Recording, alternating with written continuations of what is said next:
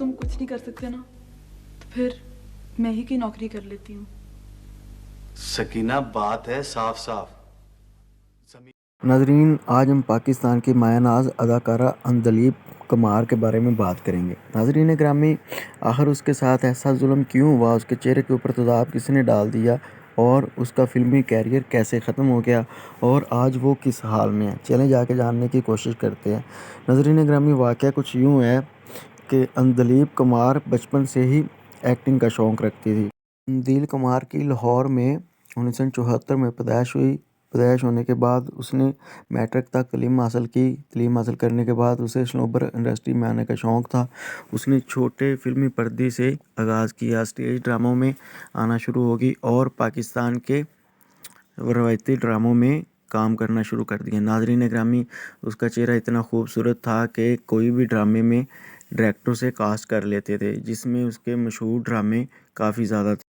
अदाकारा अंदील कुमार बहुत जल्द ड्रामों की हीरोइन बन गई और जो लोग इतनी साल मेहनत करते रहते हैं वो सब पीछे रह गए और अंदील कुमार जो कि अपनी खूबसूरती की वजह से अदाकारा ड्रामों में छा गई और उसका हर ड्रामा सुपर हिट से सुपर हिट जाता। नाजरीन ग्रामी, उसी दिनों में सैयद नूर हुसैन एक वीडियो बना रहे थे फिल्म, तो एक डायरेक्टर अदाकारा को लेके सैयद नूर के पास गया और सैयद नूर ने उसकी खूबसूरती को देखते हुए अपनी फ़िल्म में उसे कास्ट कर लिया, जिस फिल्म का नाम जुगनू था। नाज़रीन ग्रामी, यूँ अदाकारा अंदील मेहर ने फिल्मी दुनिया में कदम रखा और कदम रखने के बाद पहली ही उसकी फ़िल्म सुपर हिट हुई, जो 1 साल तक नाज़रीन ग्रामी सिनेमा घरों में चलती रही और यहाँ से अंदील मेहर जो थी वो मशहूर व मारूफ होगी और हर दिल अजीज़ होगी।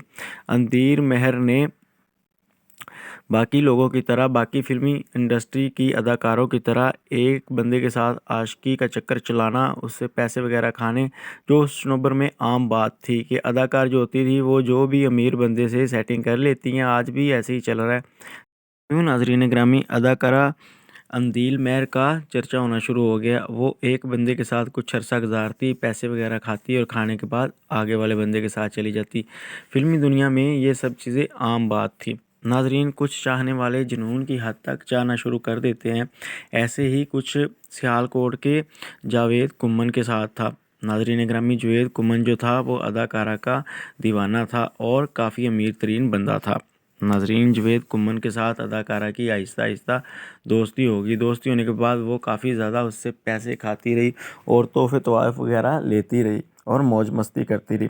नाजरीन ग्रामी, उसके बाद अदाकारा ने नोटिस किया कि जावेद कुम्मन जो है वो हद से ज़्यादा ही उसके ऊपर मर मिटने को तैयार है और जुनून की हद तक उससे इश्क करता है, जिसकी वजह से अदाकारा डर गई और डरने के बावजूद उसने पीछे हटना शुरू कर दिया जावेद कुम्मन से। जिस चीज़ का जावेद कुम्मन को पता चल गया और उसने अदाकारा को इस चीज़ के ऊपर मजबूर किया कि वो उसे इग्नोर ना करे, लेकिन अदाकारा आहिस्ता आहिस्ता उसे इग्नोर करती गई और एक दिन जावेद कुम्मन ने उसे मुलाकात के लिए एक जगह पे बुलाया।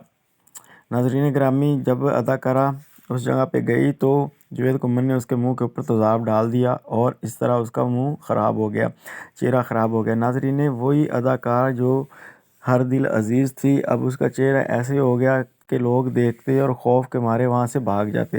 नाजरीन ग्रामी, फिल्मी दुनिया में वो अपना नाम कमा ही रही थी, अपना एक मेयार बना ही रही थी कि उसके आशिक ने उसके मुंह के ऊपर तेज़ाब डाल दिया। यूँ नाजरीन ग्रामी, वो हॉस्पिटलों के चक्कर लगाती रह गई और अपने घर तक महदूद होके रह गई। इस अरसे में उसने मोहम्मद अली नाम के एक बंदे से शादी करी और साथ में अपने इलाज भी करवाती रही। यूँ नाजरीन ग्रामी, किसी ने उसको बताया कि बाहर मुल्क से सर्जरी हो जाती है। उसके खावंद ने भी उसका काफ़ी ज़्यादा साथ दिया, जो कि गाड़ियों का बिजनेसमैन करता था।